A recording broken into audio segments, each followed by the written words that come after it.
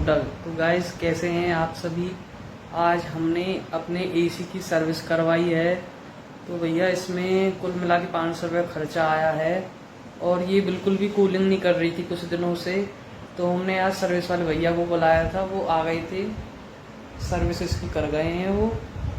उन्होंने बोला कि 2 या 3 आवर्स बाद चलाना है इसको, ताकि ये थोड़ा सा सूख जाए, नहीं तो कुछ दिक्कत आएगी, टेक्निकल इशू आ जाएगा इसमें।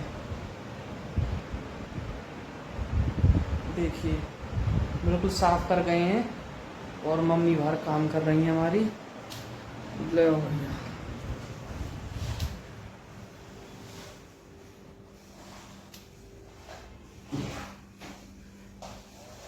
मम्मी काम कर रही हैं।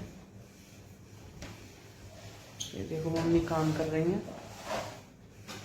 आज हम थोड़े काम से बाहर गए थे, तो इस वजह से हम थोड़ा लेट हो गया आज काम, और कुछ सर्विस की वजह से लेट हो गए थे। तो भैया आज अपनी मिलाएंगे हम अपनी बेटी से, जो कि मेरी आन बान शान है। ये कहाँ गई? ये रही, ये बैठी। ये बेटी है अपनी, और बहुत अच्छी बेटी है। ये देखो बेटा, हेलो बोलो। कितनी सुंदर बन के बैठी हो हैं, बेटी हो बिल्कुल। लो प्यार करो, हाथ पे प्यार कर दो, प्यार कर दो। हाँ ऐसे ऐसे ऐसे करूंगा, प्यार करूंगा बाबू। अभी खाना खाएंगे ना, जब करूंगा, है ना। काम करवा दो मम्मी के साथ में। तो भाई साहब ये तो कर रही है प्यार हमको। ये देखिए, पापा को भी छोड़ के आए थे ड्यूटी पर, सुबह सुबह गए थे काम से। बहुत टाइम लग जाता है बाहर काम करने में। और ऊपर भी गए थे, ऊपर भी संभाल के आया था आज मैं। थोड़ी बेसनी गमले ममले सेट करके आया था। तो उधर ये कागज किस चीज का हमें पता नहीं किस चीज का है। पतंजलि का। अच्छा है।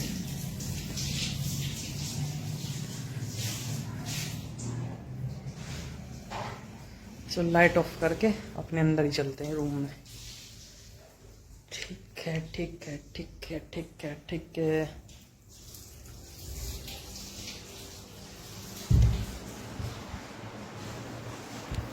थोड़ा सा पढ़ लिख लेते हैं अपना।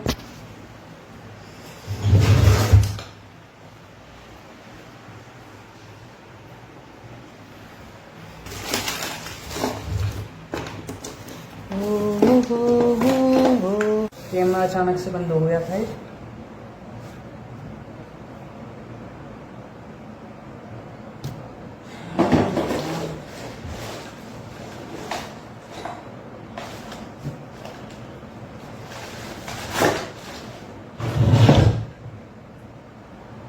तो अपनी पढ़ाई वढ़ाई करते हैं थोड़ी बहुत देर बैठ के।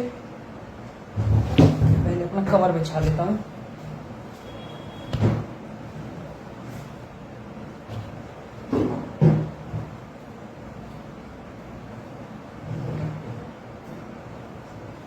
एक भाई आया था सुबह मिलने, मेरा दोस्त मुझसे। बहुत दिनों बाद हमारी वार्तालाप हुआ, बहुत मजा आया मिलकर भाई के साथ।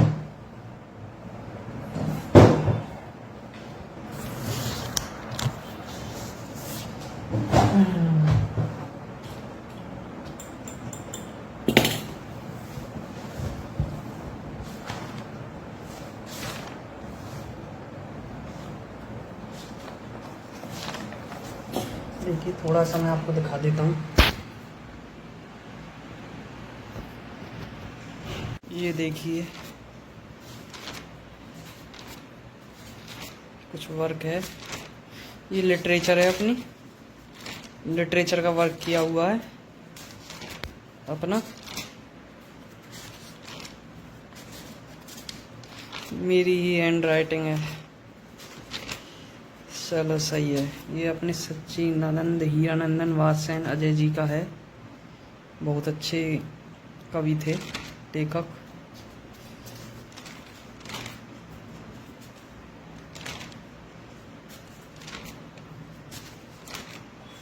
सबसे अच्छा चैप्टर लगा था मुझको इसमें एक,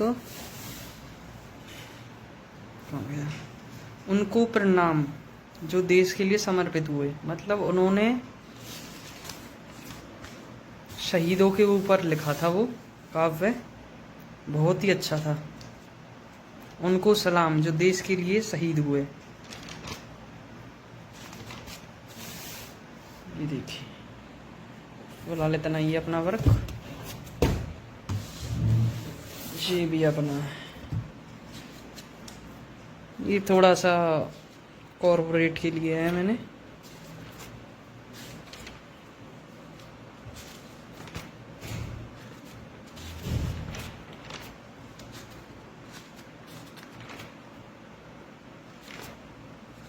अपना करता रहता हूँ अपना टाइम वेस्ट। तो मतलब मैं ज़्यादा घूमता नहीं हूँ किसी अपने यार दोस्त के साथ, किसी के साथ वेस्टेज है, तो मैं घूमता नहीं हूँ, तो अपना करता रहता हूँ स्किल्स। तुम तो सुबह ही नहा ली थी, है ना? हाँ देखो मम्मी आ गई हैं। भैया आज टाइम तो आज लगा है मम्मी काम करने में। आज वहाँ चले गए थे ना। हाँ टाइम तो आज लगा है जी। मैंने ना सकी, मैंने कुछ कर ली थी तो काम पीछे से। बोल रही हम मैं करूंगी जरूर। हाँ जी। तो गाइस अब वीडियो बनती रहेगी और काम होता रहेगा। टूटो टूटो ताकिया बिच्छू, ताकिया बिच्छू। अब तो कोई काम नहीं है, बाहर जाने का है ना, आप हाँ। इसी तरह से ब्लॉग बनाया करेंगे। कनावत खत्म होने से पहले है ना, सरा करना खत्म होने से पहले एक तौर दे दिया मेरे लिए छोटे टॉवल। एक ना फिर ना वो गंदी नहीं लगाना मुंह पर। ठीक है, फिर नौ तो तैयार हो रखिए जाएगी। रखिए ना। रखूंगी। कितने रुपए तक की है? 50 तक की आ जाएगी। आ जाएगी। सॉफ्ट वाली बढ़िया रहेगी कि टाइट कपड़ा वाली? सॉफ्ट वाली। सॉफ्ट वाली लाऊं है। अब कहाँ जाओगे तुम? देखूं शाम को जाऊंगा। हेलो फ्रेंड, मेरे ब्लॉग को ज्यादा से ज्यादा देखना कि फिर मैं कभी अपना मकान लूँ तो उसमें मैं दिखाऊं। अभी मैं रेंट पे रहती हूँ अपने मकान में, जब मेरा मकान बन जाएगा ना फिर आपको दिखाऊंगी। मेरी वीडियो ज्यादा से ज्यादा शेयर करें। हिंदी बुक लाऊं निकाल के।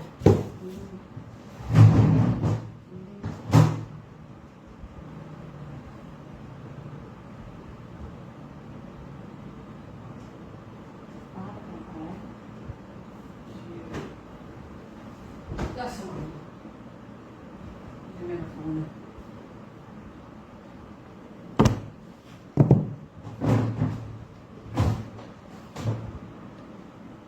तो हरियाणा से मृदुली गया लगा उधर बिग बॉस में। तो मैं बीच में कुछ काम करने चला गया था, तो इस वजह से मैंने कैमरा रोक दिया था। मैं थोड़ी सी रीडिंग कर लेता हूँ। रघुवीर सहाय जी,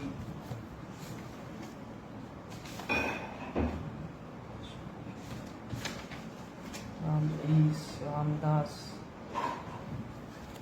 चौड़ी सड़क गली पतली थी, दिन का समय घनी बदली थी। रामदास उस दिन उदास था, अंत समय आ गया पास था।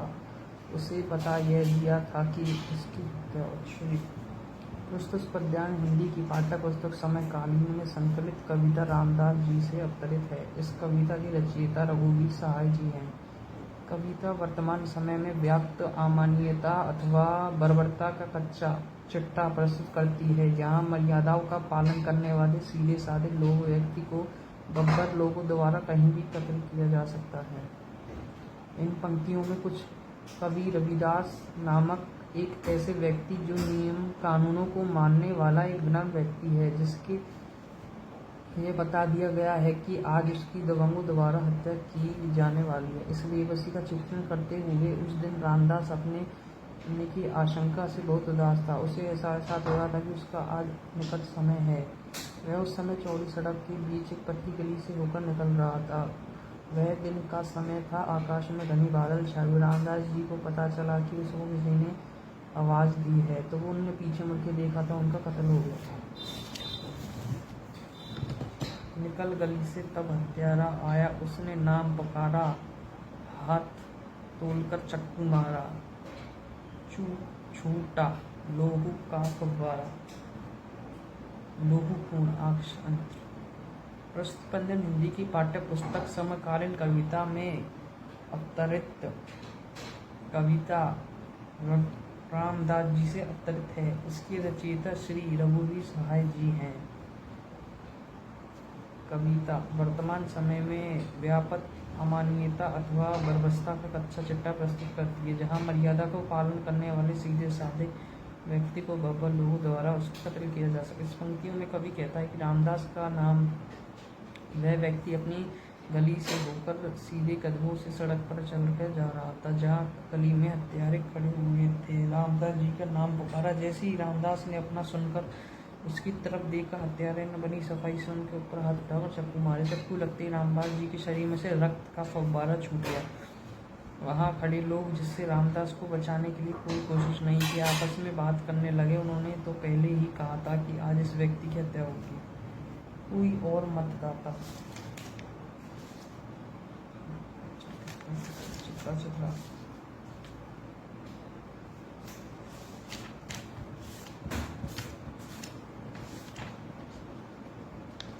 लोकतंत्र का संकट कविता का उद्देश्य बताइए। लोकतंत्र का संकट रघुवीर सहाय जी एक महत्वपूर्ण कविता है।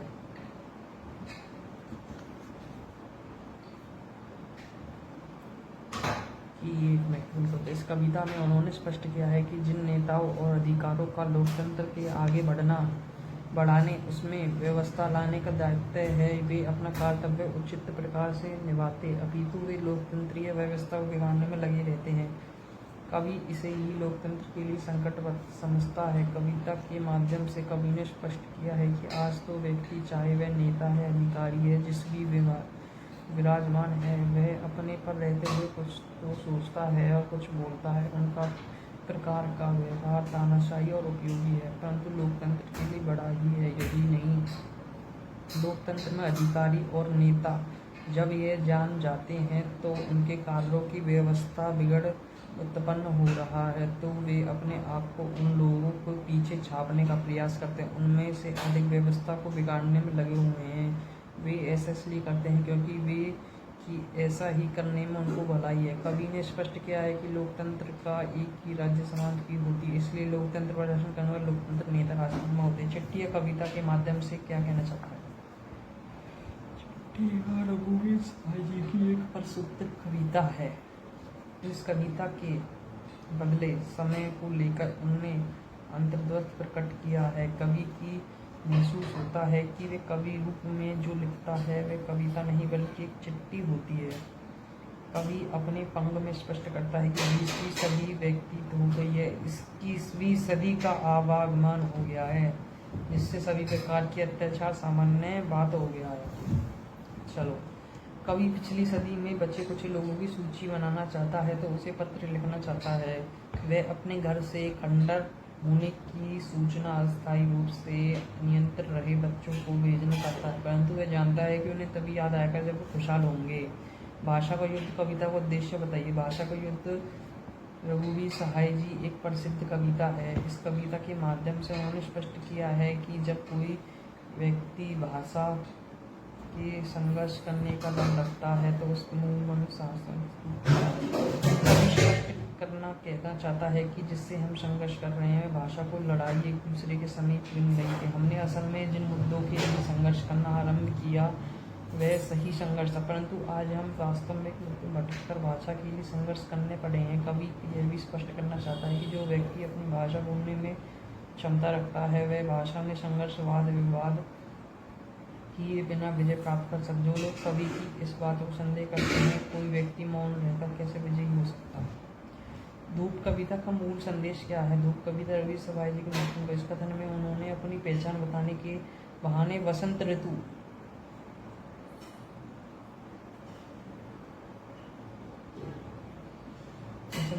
के वातावरण में प्रकृति के अद्भुत चित्रण किया है। वसंत ऋतु की धूप के आकर्षण को वह अपनी खिड़की से पौधे में देखता है, और जो बाहर धूप की तरह झुकते जा रहे हैं उसे गौरैया की आतुरता भी भली लगती है, जो इस वास्तविक वातावरण में उनके पौधे से घोंसला करता है। रामदास कविता का उद्देश्य प्रकार। रामदास रघुवीर सहाय की एक लघु कविता है। पेना तीखा आज क्रिया मनी बबड़ता की कच्चा चटक होती है। यह चलती कविता के राम शब्द कानूनी सामाजिक मर्यादा को पालन करने वाले आदमी दास शब्द की प्रतीक विनम्रता बताई जा रही है। कविता स्पष्ट करती है कि कुछ छंकल और अत्याचारी व्यक्ति छोरे की नोक पर अपनी प्रत्येक जायज नाजायज बात को मनवा देता है। इधर आम आदमी इतना भीरू और बौना हो गया है कि उसको इसकी पहले से जानकारी थी। शासन व्यवस्था को भ्रष्ट हो चुकी है कि यह भी सहन करती कि पीड़ित व्यक्ति को कोई भी साथ दे। आत्महत्या के विरुद्ध कविता का कथन बताइए। आत्महत्या के विरुद्ध रघुवीर सहाय जी प्रसिद्ध और चर्चित है। इस कविता के माध्यम से कवि ने स्पष्ट किया है कि किसी विशेष कारण को लेकर प्रतिदिन होने वाली आत्मकथाएं आत्महत्या नहीं है, अपितु हत्या है। कवि के मन में इस प्रकार होने वाली हत्याओं के लिए बड़ी पीड़ा है। कवि स्पष्ट करता है कि जंगल के छोर पर राजमार्ग के समीप प्रतिदिन नवयुवकों की लाशें मिलती हैं। उनकी मृत्यु कोई कारण नजर न आने पर गांव के चतुर लोग जहां उनकी मृत्यु आत्महत्या बताते हैं, वहीं मरने वाले लोग उन्हें उन युवक सम्मिलित की मृत्यु को हत्या बताते हैं।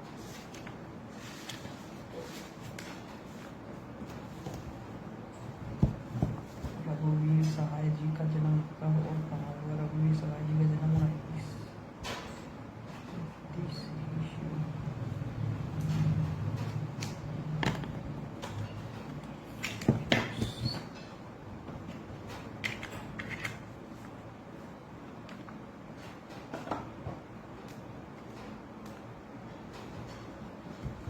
रघुवीर सहाय ने किस विश्वविद्यालय में अंग्रेजी विषय के स्नातकोत्तर की उपाधि प्राप्त की? लखनऊ।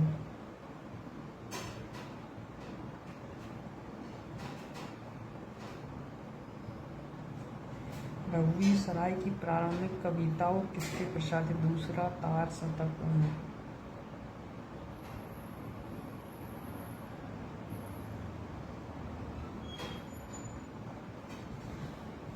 रघुवीर सहाय के दो काव्य के नाम लिखिए। सीढ़ियाँ की धूप में आत्महत्या के विरुद्ध। रघुवीर सहाय के दो कहानी संग्रह के नाम लिखिए। रास्ता इधर से है जो आदमी हम बना रहे हैं।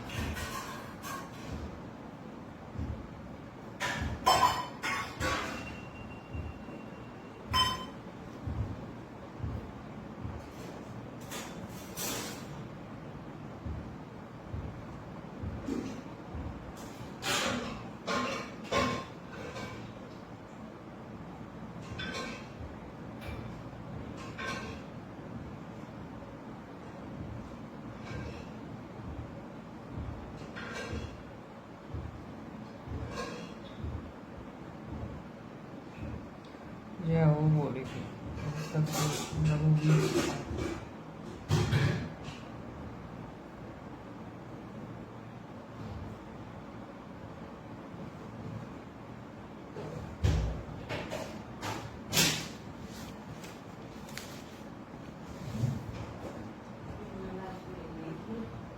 कैसे?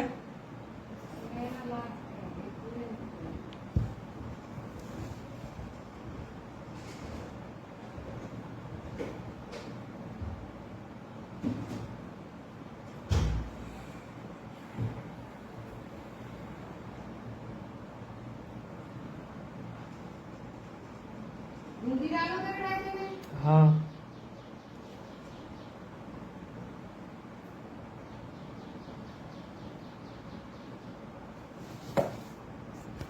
तो गाइस अपना खाना बन गया है। अब हम अपना तो गाइस खाना बन के आ गया है अपना। ये देखिए, आप देख सकते हो। दाल में तो नमक नहीं। नमक कम है, कोई दिक्कत नहीं है। तो गाइस खाना खा के मिलते हैं आपसे 2 मिनट लेटर।